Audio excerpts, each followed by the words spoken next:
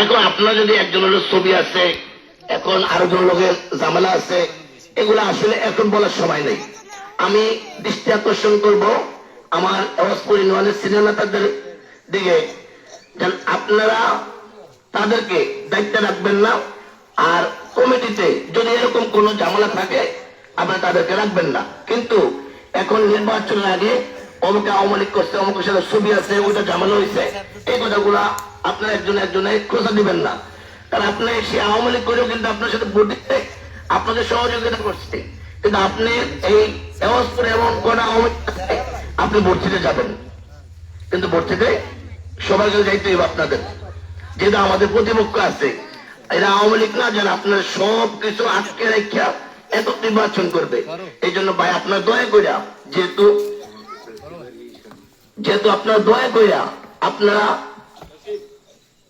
একজনের প্রতি হিংসা করবেন না, মানবিক হতে হবে ভাই। যদি দল ক্ষমতা আনতে চান তাহলে আপনার মানবিক হতে হবে। মানবিক হতে হলে আপনার সবার কাছে এভাবে ভোট চাইতে হবে। এই জন্য আমি আমার যে সিনিয়র নেতারা এটা আপনার দিক নির্দেশনা দিয়ে দিবে। আমার একটা কথা বলে আমি শেষ করতে চাই।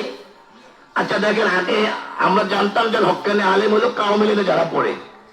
হুজুর আগে বলতো নাকি ওই যে ঘরে ছবি টাঙ্গলে আমাদের ফেরেস্তা আসে না। এখন দিয়ে আমরা জামাত ইসলামের সবাই যে ঘরে ছবি লাগায়, তাদের ঘর মানে ফেরেস্তা চলে যায় আমার সম্ভবত। কিন্তু এরা এরকম ভাবে মানুষকে ভুল বোঝায়।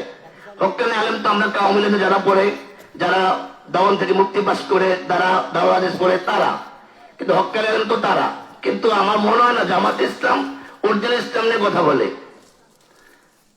আমার মনে হয় না জামাত ইসলাম অরিজিনাল ইসলাম নিয়ে কথা বলে, কিন্তু ইসলামকে ধোঁকা দেওয়ার জন্য তারা কিন্তু পায়তারা করে।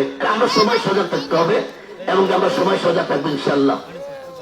এবার আমার সংক্ষিপ্ত বক্তব্য শেষ করলাম। আল্লাহ হাফেজ।